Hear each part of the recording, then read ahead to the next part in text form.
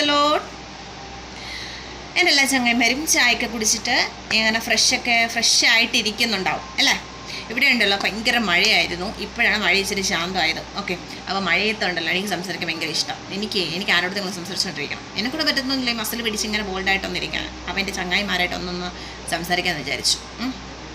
അപ്പോൾ ഞാൻ ഈയിടയ്ക്ക് കാണുന്ന ഒരു മിക്കവരുടെ ലൈഫിൽ മിക്ക വ്യക്തികളുടെ ലൈഫിൽ കാണുന്ന ഒരൊറ്റ കാര്യമാണ് എലോൺ, ഒറ്റപ്പെടൽ അല്ലേ? നമ്മുടെ പലരുടെ ലൈഫിൽ നമ്മൾ അനുഭവിച്ചിട്ടുണ്ടാകാം. പലരും ഫേസ് ചെയ്യുന്ന സിറ്റുവേഷൻ ആയിരിക്കും ഇപ്പോൾ. പലർക്കും പേടിയാണ് ഒറ്റപ്പെടലിനെ, പലർക്കും പേടിയാണ്. സത്യം പറഞ്ഞാൽ എൻ്റെ ഒരു ലൈഫിൽ ഒരു ഹാഫായപ്പോൾ ഞാൻ ചിന്തിച്ച കാര്യമാണ്, നമ്മൾ എന്തിനാണ് ഈ ഒറ്റപ്പെടലിനെ പേടിക്കുന്നത്? നമ്മൾ ഭൂമിയിലോട്ട് വരുന്നതും ഒറ്റയ്ക്കാണ്, പോകുന്നതും ഒറ്റയ്ക്കാണ്. സാധാരണ ഈ സിനിമയിലും സീരിയലിലൊക്കെയാണ് നമ്മൾ കണ്ടിട്ടുള്ളത്. ഈ അഫെയറിലൊക്കെ വരുമ്പോൾ കാമുകനോട് മരിച്ച കാമുകി എന്ത് ചെയ്യുക കൂടെ പോകുക എന്നൊക്കെ. അതൊക്കെ സീരിയലും സിനിമയിലൊക്കെ റിയൽ ലൈഫിൽ നടക്കുന്നുണ്ടാകും അല്ലേ?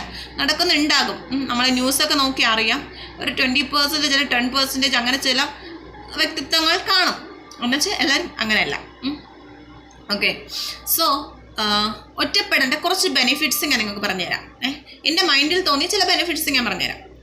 സത്യം പറഞ്ഞാൽ ഒറ്റപ്പെടലിനെ നമ്മൾ രണ്ടും കൈ നീട്ടി സ്വീകരിക്കുക എന്നേ ഞാൻ പറയത്തുള്ളൂ. ഒറ്റപ്പെടലിനെ നമ്മൾ രണ്ട് കൈ നീട്ടി എന്ത് ചെയ്യുക? സ്വീകരിക്കുക, ഹാപ്പി ആയിട്ട് സ്വീകരിക്കാം. നിങ്ങൾ ഒറ്റപ്പെട്ട നിങ്ങളുടെ ലൈഫ് രക്ഷപ്പെട്ടു എന്നാണ് എനിക്ക് പറയാനുള്ളത്. ഓക്കെ, നിങ്ങൾ ഒറ്റപ്പെട്ട നിങ്ങളുടെ ലൈഫ് എന്ത് ചെയ്തു? രക്ഷപ്പെട്ടു. അത് ഫസ്റ്റ് ഒരു പോയിന്റ് ഞാൻ പറയാം.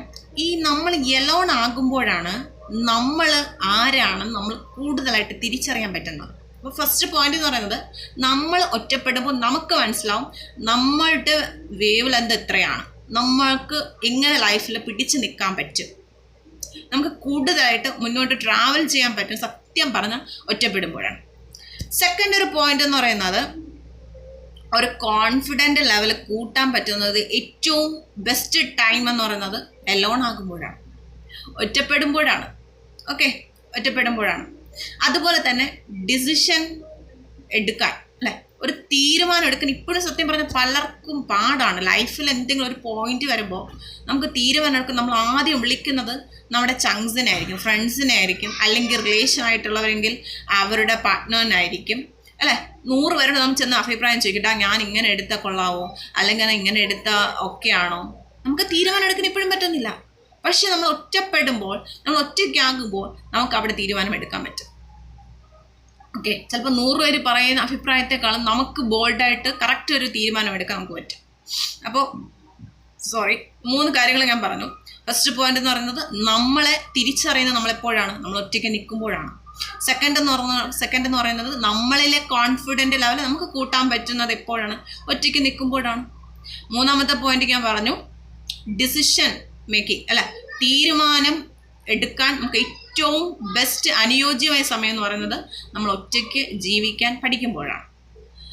നാലാമത്തെ ഒരു കാര്യം എന്ന് പറയുന്നത്, ഒറ്റയ്ക്ക് ഒരു യാത്ര അല്ലെങ്കിൽ നമ്മുടെ ലൈഫിൽ നമ്മൾ ഒറ്റയ്ക്ക് പോകുമ്പോഴാണ് നമ്മൾ കുറച്ചും കൂടെ കുറച്ചും കൂടെ സെക്യൂർഡായിട്ട് നമുക്ക് തോന്നുന്നു. സത്യം പറഞ്ഞു അല്ലേ?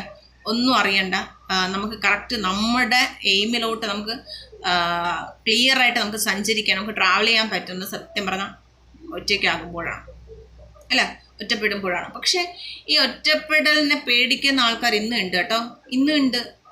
എസ്പെഷ്യലി നമ്മുടെ ഈ ടീനേജ് പ്രായത്തിലുണ്ട്. ചിലപ്പോൾ മാരേജ് കഴിഞ്ഞ്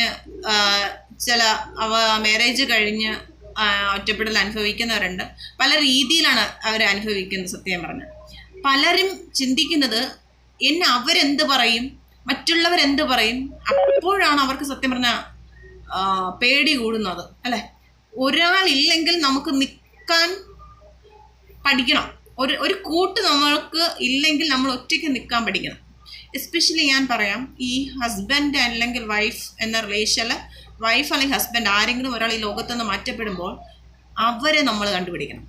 അവർ ജീവിക്കുന്നത് കണ്ടിട്ടുണ്ടോ? കുഞ്ഞുങ്ങളെയും കൊണ്ട് അവരൊറ്റയ്ക്ക് ട്രാവൽ ചെയ്യുകയാണ്. മനുഷ്യൻ്റെ കാര്യം നമുക്കൊന്നും പറയാൻ പറ്റത്തില്ല. ഇന്ന് കൂടെ നിൽക്കുന്നവർ നാളെ കൂടെ കാണണമെന്നില്ല. അതിപ്പം എങ്ങനെയായാലും മനുഷ്യൻ്റെ കാര്യം ഒന്നും നമ്മുടെ കയ്യിലല്ല. ഒരിക്കലും പ്രഡിക്റ്റ് ചെയ്യാൻ പറ്റുന്ന കാര്യമാണ് ഹ്യൂമൻ ലൈഫ് എന്ന് പറയുന്നത്. ഓക്കെ, സോ ലൈഫിൽ ഒറ്റപ്പെടലിനെ സത്യം പറഞ്ഞാൽ നമ്മൾ 2 കൈ, ഞാൻ ആദ്യം പറഞ്ഞ 2 കൈനീട്ടി സ്വീകരിക്കാം. നമ്മുടെ ലൈഫിലൊരു ബെസ്റ്റ് ടേണിംഗ് പോയിന്റ് എന്ന് പറയുന്നത് എലോൺ ആകുമ്പോഴാണ്. ഒരു 100 പേര് നമ്മളെ കൂടെ നിൽക്കും, അല്ലെങ്കിൽ ഒരു 10 പേര് നമ്മളെ കൂടെ നിൽക്കുമ്പോൾ നമുക്ക് തിരിച്ചറിയാൻ പറ്റത്തില്ല.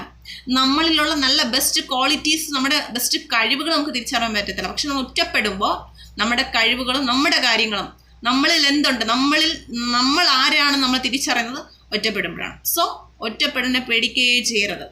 ഒറ്റപ്പെട്ടാൽ നിങ്ങൾ ഉടനെ വിചാരിച്ചോണം, എൻ്റെ ലൈഫ് ഇനിയാണ് ബെസ്റ്റ് ആകാൻ പോകുന്നത്, ഇനിയാണ് ഓക്കെ ആകാൻ പോകുന്നത്. ഓക്കെ, അപ്പോൾ ഹാപ്പി ആകിയാ വേണ്ടത്. കറക്റ്റായിട്ട് അലോൺ ചെയ്യുമ്പോൾ സത്യം പറഞ്ഞാൽ ഹാപ്പി ആകിയാ വേണ്ടത്. ഓക്കെ, അല്ലാതെ അവിടെ സങ്കടം അടിച്ചല്ല ഇരിക്കേണ്ടത്. സത്യം പറഞ്ഞാൽ ഇപ്പോൾ ഒറ്റപ്പെടലിനെ പേടി കാരണം പലരും ഡിപ്രഷനിലാകുന്നുണ്ട്, ഡിപ്രഷൻ്റെ മെഡിസിൻ എടുക്കുന്നുണ്ട്. ചിലവർ സൂസൈഡിൻ്റെ അളവ് കൂടുന്നത് പോലും ഈ ഒറ്റപ്പെടൽ കാരണമാണ്. അയ്യോ ഞാൻ പോയി, ഇനി അയാളില്ലാതെ അല്ലെങ്കിൽ ഇനി അവളില്ലാതെ എനിക്ക് പറ്റത്തില്ല. ഉടനെ അവരവരുടെ ലൈഫ് അങ്ങ് ലോസ്റ്റ് ചെയ്യുകയാണ്, നശിപ്പിക്കുകയാണ്. എന്നെ കൊണ്ട് പറ്റത്തില്ല. ഇപ്പോൾ സൂസൈഡിൻ്റെ എണ്ണം നമ്മൾ നോക്കിയാൽ കൂടുതലാണ് ലൈഫിൽ, എസ്പെഷ്യലി ഈ ടീനേജുകാരുടെ ഇടയിലാണ്. ഓടിച്ചെല്ലുന്നു, അവരുടെ ലൈഫ് ലോസ്റ്റ് ചെയ്യുന്നു. പക്ഷെ അത് കഴിഞ്ഞിട്ടുള്ള ലൈഫ് അവർ ചിന്തിക്കുന്നില്ല. ഒരാൾ പോയെന്ന് വെച്ചാൽ ഉടനെ അങ്ങ് തീർന്നു എന്ന് ചിന്തിക്കുന്നവരാണ്. സോ എൻ്റെ പ്രിയ കൂട്ടുകാരെ, നിങ്ങൾ ഒറ്റയ്ക്കായി അല്ലെങ്കിൽ ഒറ്റപ്പെടൽ അനുഭവിക്കുന്നുള്ളവരാണെങ്കിൽ നിങ്ങളവിടെ നെഗറ്റീവ് ഒരിക്കലും ചിന്തിക്കാതെ പോസിറ്റീവായിട്ട് ചിന്തിക്കുക. ഓക്കെ, അപ്പോൾ സോ എലോണിനെ പേടിക്കേണ്ട കാര്യമേ ഇല്ല.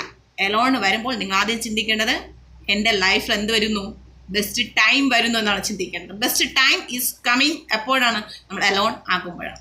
ഓക്കെ, അപ്പം എല്ലാ കൂട്ടുകാരും ദൈവം അനുഗ്രഹിക്കട്ടെ. God bless you all. Amen.